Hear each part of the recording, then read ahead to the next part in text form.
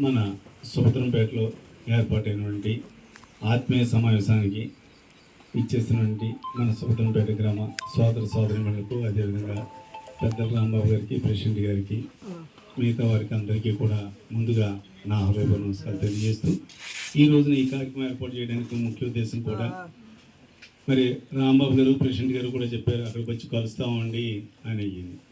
మీరు అక్కడికి వచ్చి అనుపతి వచ్చి కలవడం కాదు, నేనే మీ ఊరు వచ్చి మిమ్మల్ని అందరినీ కూడా కలుస్తాను. కారణం ఏమిటంటే మరి మొన్న ఎలక్షన్లో మంచి ఎండల టైంలో మీరందరూ కూడా ఎంతో కష్టపడి పనిచేశారు. పోలింగ్ రోజు ఎండలే చాలా కష్టపడి పనిచేశారు.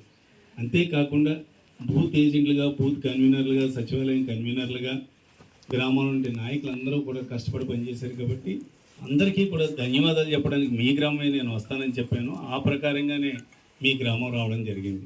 మీ గ్రామం కూడా ఎలక్షన్ ముందు టైం లేక ఒక 5-6 గ్రామాలు తిరగలేకపోయాను.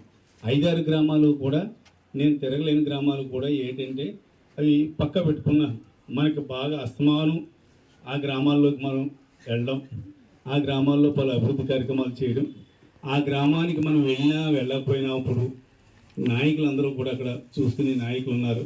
అంతేకాకుండా గడపకు కూడా ఏ ఎమ్మెల్యే తిరిగినటువంటి విధంగా ప్రతి ఇంటికి, ప్రతి గడప కూడా, అపోజిషన్ గడప కూడా మరి తొక్కడం జరిగింది. ప్రతి ఇంటికి కూడా వెళ్ళడం జరిగింది మీ గ్రామంలో. అంత చక్కగా కార్యక్రమాలు నిర్వహించాం. అదేవిధంగా అభివృద్ధి కార్యక్రమాలు కూడా గతంలో ఎప్పుడూ కూడా కేవలం ఒక 5 సంవత్సరాల టైంలో ఏ ఎమ్మెల్యే చేయని, పోయినసారి కూడా ఎలక్షన్ అయిన తర్వాత రేపు కౌంటింగ్ అనగా కూడా 4,000 మెజార్టీతో మేము గెలుస్తున్నామని చెప్పడం జరిగింది. ఎందుకు అలా చెప్తారు వాళ్ళు? చెప్పకపోతే కౌంటింగ్కి ఏజెంట్లు రారు ముందు.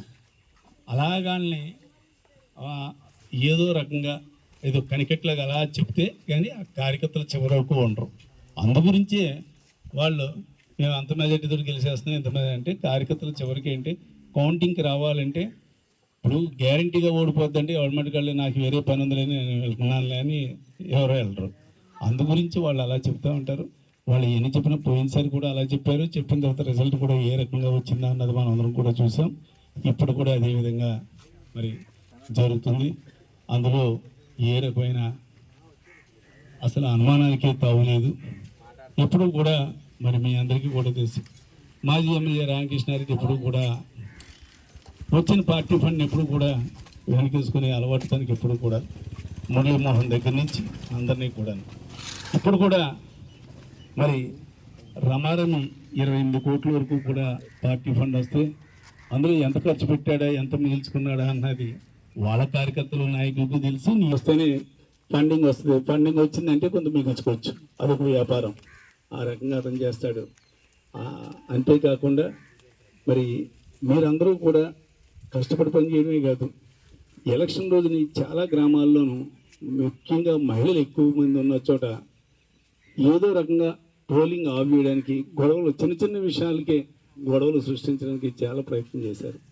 అయినా కూడా మన కార్యకర్తలు కానీ, నాయకులు కానీ ఎక్కడా సమయం కోల్పోకుండా అందరూ కూడా పోలింగ్ ప్రశాంతంగా జరగడానికి సహకరించిన మీ అందరికీ కూడా ముందుగా ధన్యవాదాలు తెలియజేయాలి. ఎందుకంటే అక్కడ మీరు వాళ్ళతో కానీ గొడవలు పడి చేశారంటే పోలింగ్ డిస్టర్బ్ అవుతుంది. అందులోకి మహిళలు అయితే గొడవలు జరుగుతున్నాయి అంటే ఓటు వేయడానికి మనకెందుకు ఎక్కడ గొడవలు జరుగుతున్నాయట, మనం వేసిన ఓటు వేయకపోయిన ఓట్లు ఎందుకు లేదు అని దూరంగా వెళ్ళిపోతారు. అప్పుడు నష్టం ఎవరికి? మనకే నష్టం. కాబట్టి అటువంటి ఇబ్బంది లేకుండా మరి సమయం పాటించిన కార్యకర్తలకి, నాయకులకి కూడా పేరున ధన్యవాదాలు తెలియజేస్తూ, అదేవిధంగా మరి రేపు 4వ తారీఖు లెక్కింపు అయిన తర్వాత మనం అసలైన సంబరాలు అప్పుడు చేసుకుందాం. అంతవరకు మాత్రం దయచేసి ప్రశాంతంగా ఉండవలసిందిగా మమ్మల్ని కూడా కోరుకుంటూ, నాకు అవకాశాన్ని ఇచ్చిన మీ అందరికీ కూడా నా హృదయపూర్వక ధన్యవాదాలు. మరి 4వ తారీఖున అంతా మంచి జరుగుతుంది అనుకుంటా. అంతా మంచి జరిగిన తర్వాత చేసే సంబరాలు కూడా మళ్ళీ ఈ మండలానికి సంబంధించి నల్లమిల్లి నుంచే మళ్ళీ స్టార్ట్ చేద్దాం. ఇన్ని రకాలుగా మరి ఈ గ్రామం అంటే నాకు, నేనంటే ఈ గ్రామస్తులకి కూడా అభిమానం. మరి ఓట్ల రూపంలో కూడా గతంలో చాలా చిన్న గ్రామం అయినా చాలా అత్యధిక మెజార్టీ మీ గ్రామం నుంచి ఇచ్చారు. అదేవిధంగా మరి మొన్న జరిగిన ఎలక్షన్ లో కూడా చాలా అత్యధిక మెజార్టీ మీ గ్రామం నుంచే నేను ఆశిస్తున్నాను. ఎందుకంటే జగన్మోహన్ రెడ్డి గారి సంక్షేమ కార్యక్రమాలు ఒక ఎత్తు, మనం చేసిన అభివృద్ధి కార్యక్రమాలు ఒక ఎత్తు, ఇవన్నీ కలిసి తప్పనిసరిగా మంచి మెజార్టీ వస్తుందని నేను భావిస్తున్నాను. ఇంకోటి కూడా చెప్పాలి, ఇక్కడ తెలుగుదేశం పార్టీ వాళ్ళు మేము 20,000 మెజార్టీతో గెలుస్తామని వాళ్ళు స్టేట్మెంట్లు ఇచ్చుకుంటున్నారు. వాళ్ళ ఇష్టం, వాళ్ళ స్టేట్మెంట్ వాళ్ళు ఇచ్చుకోనివ్వండి. పోయినసారి కూడా రేపు కౌంటింగ్ కనుక కూడా 4,000 మెజార్టీతో గెలుస్తున్నామని వాళ్ళు స్టేట్మెంట్ ఇచ్చుకున్నారు. రిజల్ట్ ఏమైందో కూడా తెలుసు. అదేవిధంగా వాళ్ళ స్టేట్మెంట్లు ఇచ్చుకోనివ్వండి. కానీ ఇక్కడ ఒక చిన్న కిటుకు ఉంది. వాళ్ళ స్టేట్మెంట్లు ఇచ్చుకుంటానికి కూడా కారణం, రేపు పొద్దున గెలుస్తామని చెప్పకపోతే కౌంటింగ్ కి ఏజెంట్లు కూడా రాదు. అందుగురించే కౌంటింగ్ ఏజెంట్ల గురించి మనం గెలిచేస్తామని చెప్తే ఓహో అంత కార్యకర్తలు చేయదు కదా, వాళ్ళు రావడం జరుగుతూ ఉంటుంది. ఏది ఏమైనా రేపు 4వ తారీఖు అంతా మంచి జరుగుద్ది. తప్పనిసరిగా మనం విజయం సాధిస్తాం. అక్కడ జగన్మోహన్ రెడ్డి గారు గుర్తించినట్టు అంతేకాకుండా కోటపడ గ్రామంలో ఈ కార్యక్రమం ఏర్పాటు చేయడానికి ముఖ్య కారణం, మరి నాయకులు చెప్పారు అనపర్తి వచ్చి నన్ను కలుస్తానని. మీరు కలవడం కాదు, మీ గ్రామానికి నేనే వస్తాను. ముఖ్యంగా మరి ఆ రోజున ఎలక్షన్ రోజున ఎవరైతే కష్టపడ్డారో బూతుల్లో ఉన్న ఏజెంట్లు అవనివ్వండి, బూత్ కన్వీనర్లు అవనండి, సచివాలయం కన్వీనర్లు అవనండి, గ్రామంలో ఉండే వైఎస్ఆర్ కాంగ్రెస్ పార్టీ కార్యకర్తలు, నాయకులు అందరినీ కలిసి ఒక్కసారి వాళ్ళందరికీ కూడా కృతజ్ఞతలు తెలియజేయడానికి నేనే వస్తాను, మీరు రావద్దని కూడా మన నాయకులు చెప్పాను. ఎందుకంటే మండు టెండ్లో కూడా మీరెవరూ కూడా విశ్రమించకుండా నా భార్య తిరిగినప్పుడు కూడా ఉన్నారు. తర్వాత కార్యక్రమాల్లో కూడా, పార్టీ కార్యక్రమాల్లో కూడా చురుగ్గా పాల్గొన్నారు. చేయడానికి ఇక్కడికి రావడం జరిగిందని ఈ సందర్భంగా తెలియజేస్తూ, మరి ఎమ్మెల్యే అయిన తర్వాత నాకంట ముందు తెలుగుదేశం పార్టీ ఎమ్మెల్యే ఉన్నప్పుడు కూడా మీ గ్రామానికి సంబంధించి ఏ రకంగా అభివృద్ధి కార్యక్రమాలు జరిగినాయి అన్నది మీ అందరికీ కూడా తెలుసు. ఇళ్ల స్థలాలు నుండి, పక్కా బిల్డింగ్లు అవనండి, లేదంటే మంచినీటి సమస్య గురించి అవనండి, ట్యాంకులు ఓవర్ హెడ్ ట్యాంక్ కట్టించడం అవనండి, ఏదైనా సరే కేవలం 5 సంవత్సరాల్లోనే మీ గ్రామానికి ఏ రకంగా సహకరించాను అది మీకు కూడా ఓట్లు వేస్తారని నమ్మకంతో మేము ఉన్నాం.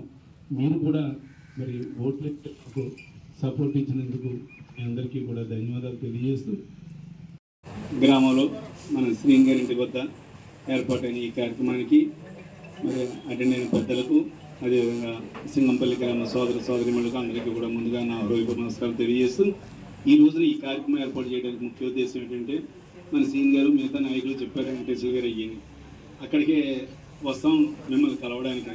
వద్దొద్దు, అక్కడికి వస్తే కొంతమంది మీరు వస్తారు, నాకు ముఖ్యంగా బూత్ కన్వీనర్లు, సచివాలయం కన్వీనర్లు, అదేవిధంగా వాలంటీర్లు, గ్రామంలో ఉంటే కార్యకర్తలు, నాయకులు అందరినీ కూడా అక్కడికి వచ్చి కలవాలని నా అభిప్రాయం. ఎందుకంటే మంచి మండు టెండర్లో పార్టీ గురించి కష్టపడ్డారు, పోలింగ్ రోజున అదేవిధంగా కష్టపడ్డారు. అటువంటి వాళ్ళకి ఏమి ఇచ్చినా తక్కువే, ఏం చెప్పినా తక్కువే, అయినా కూడా మీ ఊరు వచ్చే వాళ్ళకి ధన్యవాదాలు తెలియజేస్తానని చెప్పి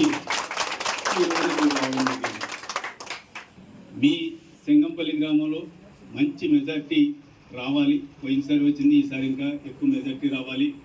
ఎందుకంటే మరి ఆల్రెడీ సీనియర్ చెప్పారు, తన 30 ఏళ్ల చరిత్రలో ఎప్పుడు కేవలం ఒక 5 సంవత్సరాల్లో మీ గ్రామంలో ఇంత అభివృద్ధి ఎప్పుడు జరగలేదు. కాలేజీ సుమారు 2 కోట్లు అనేది జూనియర్ కాలేజీ తెప్పించాం, ఆ స్కూల్కి 2 కోట్ల వరకు దానికి గ్రాంట్ ఇచ్చాం.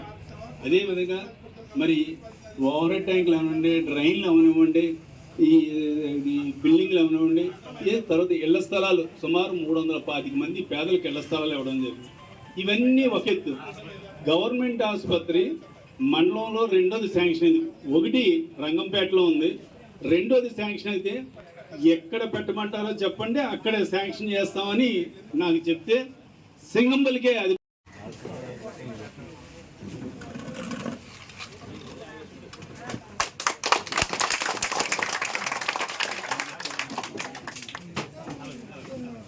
ఈ పక్క వచ్చండి.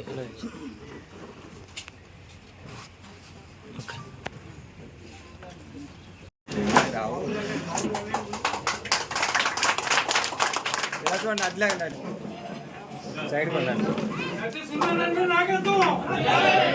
డాక్టర్ సూర్యనారాయణ నాయకత్వం డాక్టర్ సూర్యనారాయణ నాయకత్వం